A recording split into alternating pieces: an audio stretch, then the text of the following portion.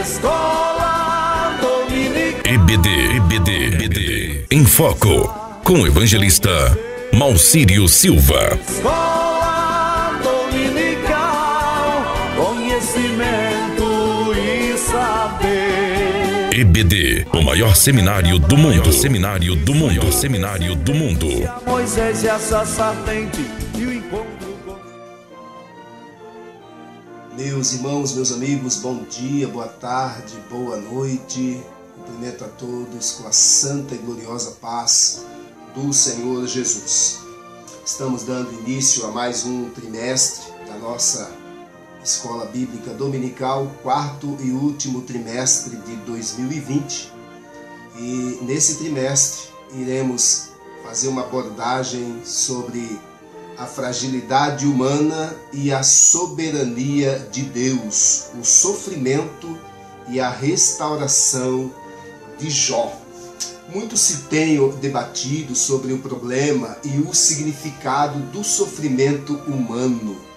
O livro de Jó é mais destacado de todos esses esforços registrados na literatura mundial. A narrativa trata da vida de um homem cujo nome provê o título do livro. O livro abre um prólogo em prosa que descreve Jó como um rico e reto, justo. Depois de uma série de calamidades, tudo que ele tem, incluindo seus filhos, lhe é tirado. A pergunta levantada no prólogo é se o protagonista principal vai conservar sua integridade diante de tamanho sofrimento.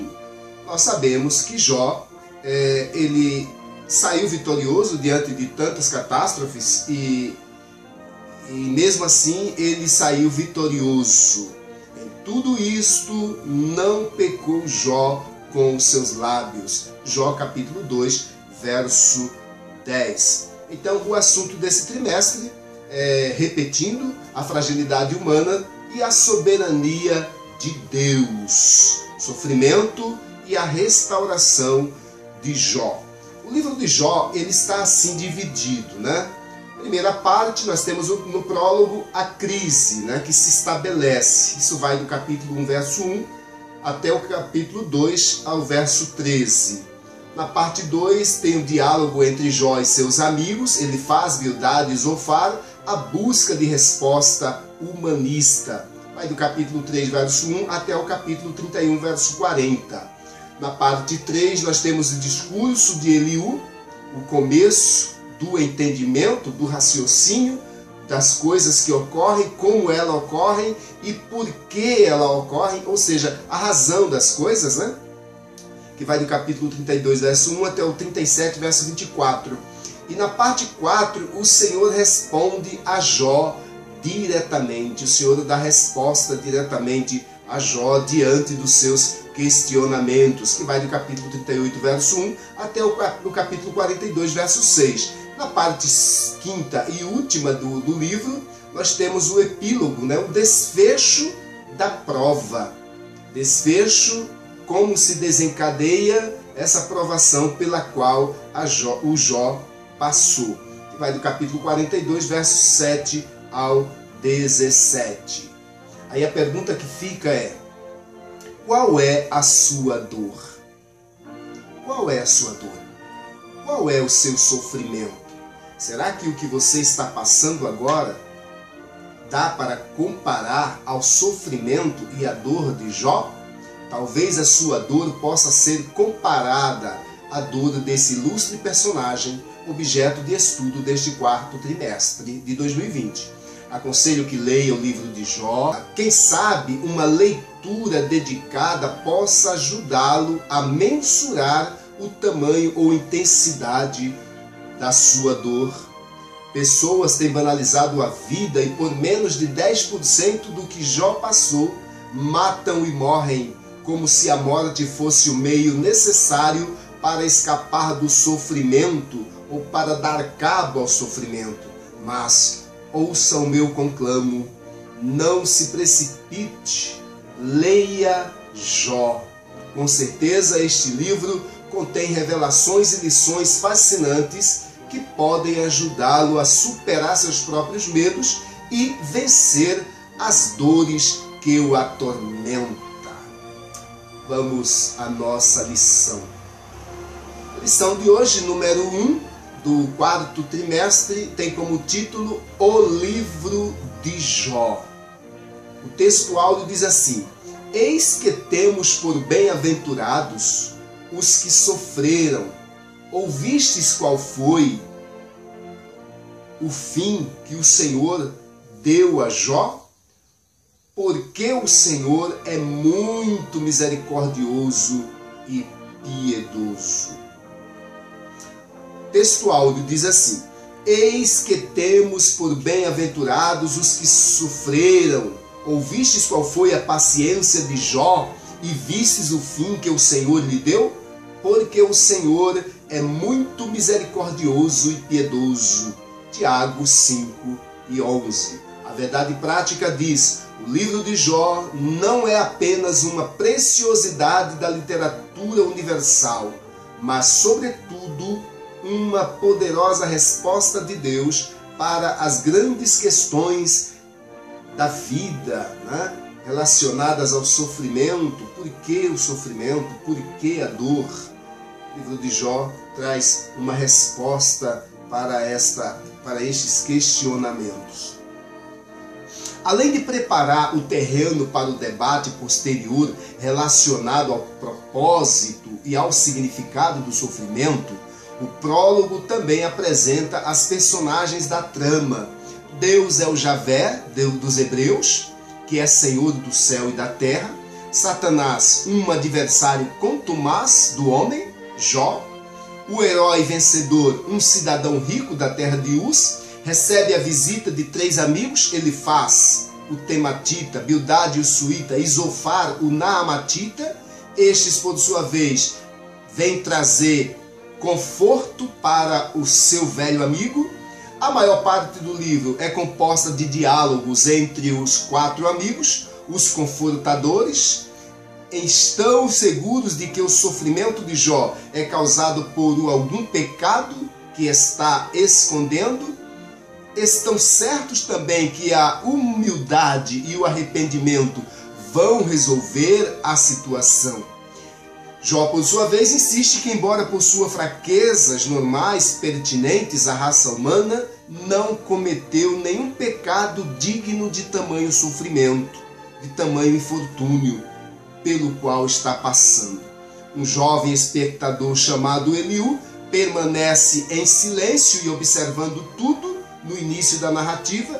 Após 3 rodadas de conversa, ele se manifesta igualmente indignado com os 3 amigos por não convencerem Jó dos seus pretensos pecados. Porém, ressalta a providência divina como valor disciplinador, exaltando por fim a grandeza de Deus. A leitura diária, segundo Timóteo 3,16, toda a escritura é inspiradora para a instrução. Então, essa referência de 2 Timóteo 3,16 vai dizer que toda a escritura é divinamente inspirada para redarguir, para ensinar, para corrigir. Então, toda narrativa bíblica, ela traz de alguma forma um ensinamento, um aconselhamento para o viver diário, para a vida das pessoas. Terça Tiago 5,11, quem persevera na fé é bem-aventurado em Deus, ou seja, aquele que não perde a confiança, aquele que permanece firme mesmo em meio às diversas situações pelas quais passa, ele é bem-aventurado, ele é feliz. Por último, ele é feliz, ele continua feliz, é bem-aventurado em Deus. 4 Efésios, Ezequiel 14, do 14 ao 20. Deus tem compromisso com os justos, né? Ezequiel vai deixar isso claro lá no capítulo 14, versos 14 ao 20, que Deus ele tem compromisso com aqueles que permanecem justos, fiéis, íntegros e temente a si. 5 Jeremias 20, 14 ao 18, Deus não tem compromisso com os injustos, né? Já vimos por diversas vezes alguns dos nossos pastores falar disso, né? Que Deus não tem compromisso com o ímpio. Deus não tem compromisso com o desobediente. Né? Então precisamos estar atento a todas as narrativas da palavra de Deus, que quando você foge da vontade de Deus e entra pelo caminho da desobediência, você fica vulnerável às intempéries desta vida, aos ataques do inimigo. 6 Salmo 8:4, Deus contempla o ser humano, embora este seja finito e frágil, Deus está atento à condição do ser humano. Sábado, Isaías 59:4, a realidade da injustiça e da iniquidade na terra. Né? O profeta Isaías vai falar, né, dessa causa. Quais são as causas dessa injustiça ocorrer, né, na face da terra? A mão do Senhor não está encolhida para que não possa abençoar, para que não possa salvar.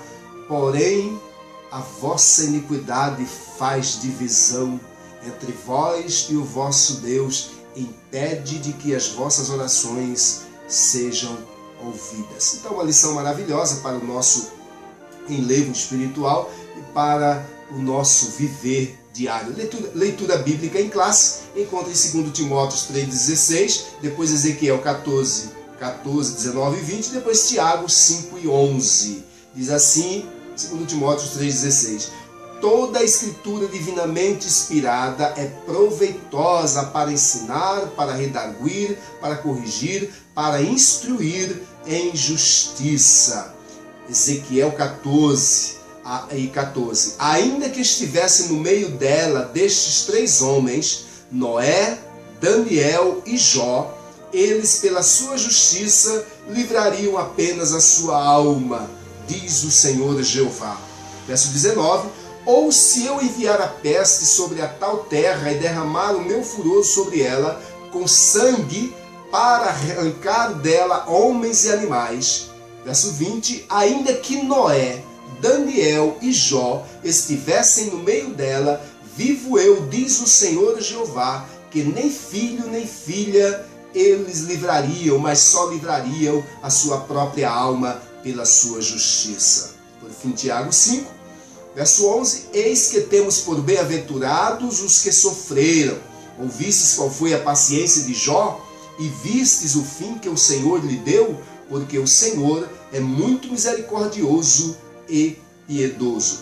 Essas referências que foram colocadas nessa lição, ela nos dá base para o entendimento e o discernimento de que Jó, em função do questionamento, né, que se faz se Jó foi realmente uma pessoa que existiu na história, essas referências que foram dadas, elas servem apenas para dar base de sustentação para esta verdade. Por quê?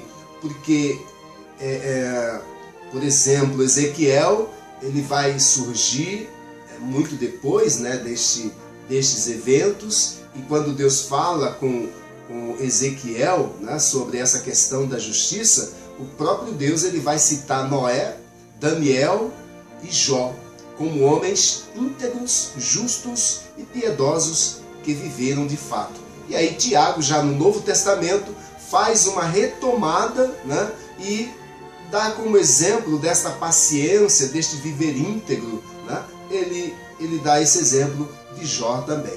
Então, isto nos dá base de sustentação para compreender que o livro de Jó não é um livro de ficção, não é um invento. Embora seja um livro altamente poético, né, na sua estética, na sua composição, mas de fato esse personagem é um personagem da história, realmente da história humana. O objetivo geral dessa lição: mostrar que o livro de Jó é uma poesia inspirada que retrata o dilema divino por uma pessoa histórica. Objetivos específicos. Tópico 1. Mostrar que a partir das evidências internas do livro é possível conhecer o contexto no qual Jó viveu. Tópico 2. Vamos especificar o gênero literário de que forma esse conhecimento ajuda na compreensão do livro de Jó. Tópico 3. Identificar o propósito e a mensagem do livro de Jó. Já ouviu alguns perguntarem, né? Será que Jó é um homem real? Ou será que o livro de Jó é uma história real? As duas perguntas não precisam receber a mesma resposta. Com base no relato de Ezequiel 14:14 ao 20, é fato que existiu um homem com essa reputação e retidão diante de Deus. É possível concluir que, de fato, a narrativa básica do livro seja fundamentada em uma personagem real com esse nome. Embora o livro seja altamente poético, sua beleza e estética na composição da prosa o coloca como a mais alta literatura mundial. É possível perceber que o autor tem em mente revelar uma verdade sobre Deus, seu domínio e controle sobre todas as coisas, inclusive sobre Satanás, limitando as suas ações. A nossa introdução diz assim: neste trimestre estudaremos o livro de Jó, uma das obras mais fascinantes da Bíblia. Não há em toda a literatura bíblica outra obra semelhante. Diferente na sua estrutura, no estilo e, sobretudo, no conteúdo, o livro de Jó demonstra a grandeza de Deus diante da finitude humana. É, portanto, uma obra que alimenta a nossa esperança quando tudo mais parecer ou parece ter perdido o sentido. Ponto central desta lição: o livro de Jó é uma poderosa resposta de Deus para as grandes questões da vida. Tópico 1. Autoria, local e data do livro de Jó. O autor de Jó, quem escreveu o livro de Jó, é motivo de longos debates ainda. As opiniões passam por Moisés, Eliú, Salomão, Ezequias, Isaías e até mesmo Esdras. Os que não acreditam no mover sobrenatural de Deus sobre os autores bíblicos fazem do livro uma colcha de retalhos. Afirmam ser ele a produção de vários autores em diferentes épocas. Entretanto, o cristianismo histórico e conservador não tem o livro de Jó como uma ficção religiosa, mas como uma narrativa poética inspirada por Deus e redigida por um único autor. A própria Bíblia não apresenta indicações do autor do livro, mas o fato é que o autor conhecia a forma poética e nela expressou a maior parte do livro. Abrindo parêntese aqui dentro desse comentário que é feito pelo autor, pelo comentarista da lição,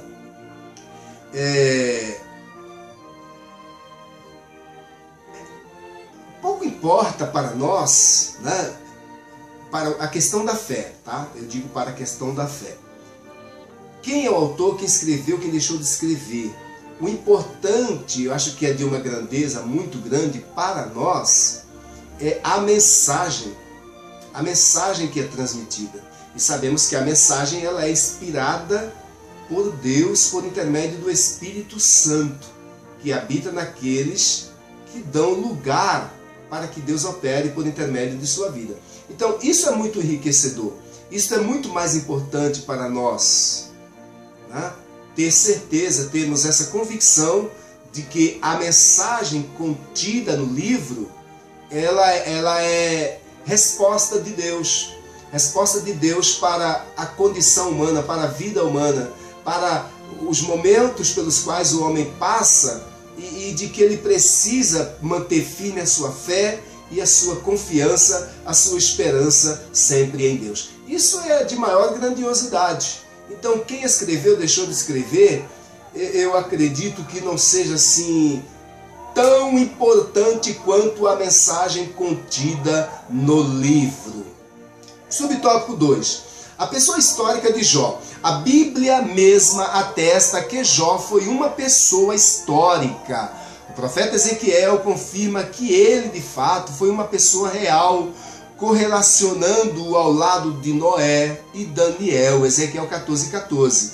Tiago, por exemplo, atesta a realidade histórica do principal personagem do livro, bem como sua autenticidade textual, quando destaca a perseverança de Jó, Tiago 5:11. Então, confirmando isso que eu acabei de falar, a maior importância para nós é sabermos que a mensagem ela é enviada por Deus, os conselhos são dados por Deus. O exemplo traz edificação para a nossa vida como cristãos que somos e tementes e conhecedores da palavra de Deus. Por quê? Porque em outros livros nós temos a confirmação de que Deus ele está por trás dessa verdade, desta realidade que se descortina à nossa frente para nos trazer aprendizado. Então isso é de maior importância.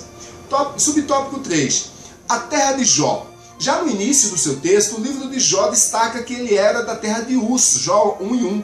Como Jó, Uz era uma terra real. Os comentaristas situam Uz ao sul de Edom e a oeste do deserto da Arábia, se estendendo a leste, indo até a Babilônia. Jeremias 4:21, 25 e 20. Subtópico 4. A época de Jó. A maioria dos comentaristas situa os fatos narrados no livro de Jó dentro do período patriarcal, ou seja, Jó está ali dentro da contemporaneidade, né? Dentro do contexto histórico, ele está dentro da contemporaneidade de Abraão, Isaac, Jacó. Ele está dentro daquele tempo, dentro daquele espaço de tempo. Dentre outros, alguns fatos contribuem para esse entendimento. O sacerdócio como instituição ainda não existia, se bem que se nós olharmos para a história dos sumérios, o sacerdócio ele vem dessa gente, né? Desse povo. Você pode fazer uma pesquisa dentro da história dos sumérios, né? Que é o povo que habita toda aquela região da Mesopotâmia, e ali já existia, né? Já existia o sacerdócio. Não relacionado a Deus. Em Abraão é que Deus escolhe para si um povo para ser a sua propriedade peculiar. Mas dentro do paganismo já havia esses rumores, né?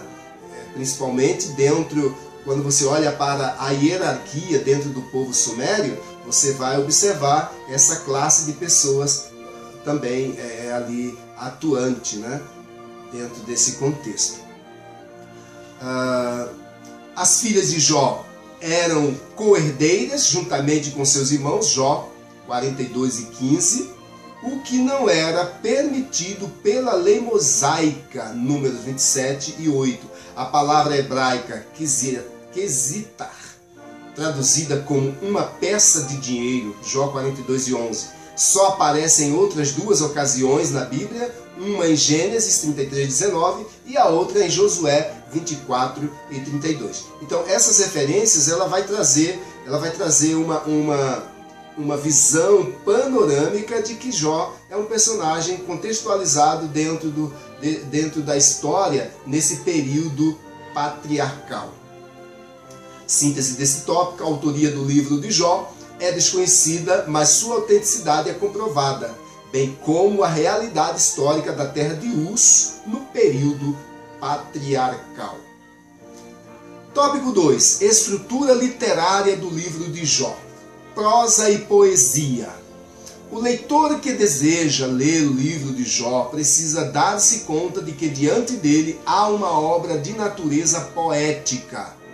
Isso não torna o livro de Jó menos inspirador ou menos inspirado do que outros da Bíblia, mas revela que ele pertence a um diferente gênero literário. Jó precisa ser lido dessa forma. A estrutura dessa obra demonstra isso. O texto é uma combinação de prosa, poesia, prosa, nessa ordem. Ele está literariamente organizado assim: uma prosa nos primeiros capítulos, uma longa poesia no meio, mais uma prosa no último capítulo. Assim, o prólogo de Jó 1:1, depois 2-13, e o epílogo de Jó 42:7-17 estão em prosa, o texto intermediário em poesia. Jó capítulo 3, versos 1-42 e 6. Subtópico 2 do tópico 2. Organização. No texto em poesia, há a seguinte organização: um monólogo feito por Jó, 3 ciclos de diálogos entre Jó e seus amigos, Elifaz, Bildad e Zofar, 4 outros discursos de um quarto amigo jovem, Eliú, seguido pela revelação de Deus, onde ele manifesta o seu poder e graça. E, finalmente, a humilhação de Jó diante da revelação divina e sua restauração completa. Sob tópico 3, abundância de figuras, de linguagens dentro do livro de Jó, nós vamos observar isso. O livro é rico em metáforas. Esse recurso estilístico é usado pelo autor bíblico quando ele quer dar mais expressividade e maior vivacidade ao texto. Na verdade, esses recursos, dentro do texto literário, ele tem por finalidade tanto embelezar o texto quanto dar mais ênfase ou trazer mais expressividade para aquilo que o autor quer dizer, quer revelar, quer mostrar. Ou seja, tem a finalidade de chamar mais a atenção, de atrair mais a atenção do leitor. O autor almeja que seu texto seja colorido, ao invés de preto e branco. Jó, por exemplo, usa a figura do vai e vem do tecelão para demonstrar a brevidade da vida, como a vida é curta. Uma comparação também com as ondas impetuosas do mar, vai dar essa conotação também. Jó 7,6, conferir vento também, Jó 7,7, nuvem 7,9, sombra 8,9, 14 ao 2, uma corrida, uma águia, uma flor, 9, 25, 26, 14 e 2. No livro também há o recurso estilístico de paralelismos, onde os elementos literários repetem-se na mesma ordem, ou seja, ele tem por finalidade enfatizar aquilo que se está falando, para atrair a atenção do leitor para a importância daquele fato, daquilo em que ele está abordando. Síntese do tópico 2. O livro apresenta uma estrutura literária de prosa, poesia e prosa. Há também o uso de metáforas e paralelismos. Tópico 3. Natureza e mensagem do livro de Jó. Por que os justos sofrem? Essa é a pergunta que se formula. Por que os justos sofrem? Não parece injustiça ver um justo sofrer? É esse questionamento que faz Jó, Algumas das questões mais importantes levantadas no livro de Jó são eminentemente de natureza teológica e também filosófica. A questão do sofrimento do inocente é a principal delas. Por que sofre o justo? Ou ainda, por que os ímpios prosperam enquanto o justo sofre? Ao longo dos anos, tanto teólogos quanto filósofos têm procurado dar explicações para esse dilema humano. No contexto de Jó, a ideia que prevalece é a de que somente os maus sofriam em consequências de seus pecados, e isto não é verdade. Uma vez que somos humanos, somos de carne e osso, todos nós estamos propensos ao sofrimento, aos dissabores desta vida. Se havia sofrimento, era porque havia culpa do sofredor. Nesse aspecto, ao longo de seus 42 capítulos, o autor procura demonstrar um novo olhar sobre essa questão, sobre a questão do sofrimento. Subtópico 2. Existe bondade desinteressada? Para muitas pessoas, qualquer prática religiosa não passa de barganha. Dar algo para obter outro resultado. Compreende? Então, esse questionamento também é abordado. Essa era também a tese do diabo. Para ele, Jó só permanecia fiel a Deus porque recebia benefícios em troca. Jó era um homem agraciado com muitos bens, com uma família formidável, cercado de muitos amigos e gozava de boa saúde. E aí Satanás vai acusá-lo diante de Deus e dizer que tudo isso ocorre em função dos bens e riquezas que Jó possui. Nessas condições, como disse Satanás, todos são devotos, todos são agradecidos a Deus. Todavia, vindo o infortúnio, a tragédia e a calamidade, será que esse fervor religioso permaneceria? Satanás estava disposto a apostar que a espiritualidade de Jó não subsistiria uma prova de fogo. O livro mostra como Jó se comportou nessa prova. Subtópico 3. Pode o homem compreender Deus? É possível que o homem compreenda a Deus? Os últimos capítulos de Jó mostram os impactos que a revelação divina tem sobre os homens, como Paulo, que foi verdadeiramente mudado quando contemplou o Senhor numa visão, lá em Atos capítulo 9, versos 1 ao 17.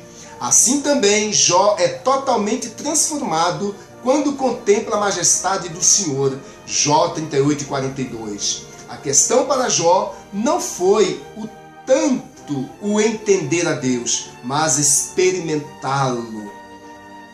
Viver e experienciar Deus mudou completamente a vida de Jó.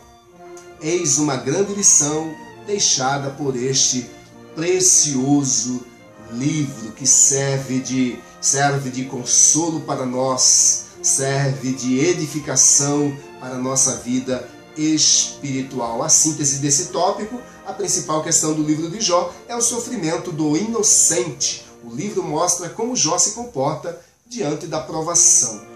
Como você tem se comportado diante da provação? Você tem glorificado a Deus? Ou você tem amaldiçoado? Ou você tem reclamado? Conclusão, nesta lição apresentamos algumas informações básicas sobre o contexto histórico e literário de Jó. Quanto ao seu gênero, o livro é de natureza poética. Isso é importante para a compreensão da própria estrutura, como o livro foi organizado. Vimos que o livro apresenta princípios teológicos que transcendem o espaço e o tempo. Esses princípios são para todas as épocas e culturas. O que é demonstrado é que o conhecimento de Deus é o anseio de todo ser humano. Então, não deixe de participar, de interagir e de ser um aluno assíduo da Escola Bíblica Dominical e muito mais neste trimestre. Participar mais ativamente, porque o livro de Jó ele traz lições grandiosas, ricas para o nosso viver. Que Deus abençoe a todos em nome de Jesus. Essa foi apenas uma introdução das próximas lições que nós temos mais detalhadamente por vir. Então, venha conosco neste trimestre crescer na graça e no conhecimento de Deus e da sua palavra. Não se esqueça de se inscrever no canal e ser um colaborador, um cooperador da obra da evangelização no mundo. Que Deus abençoe a todos em nome de Jesus.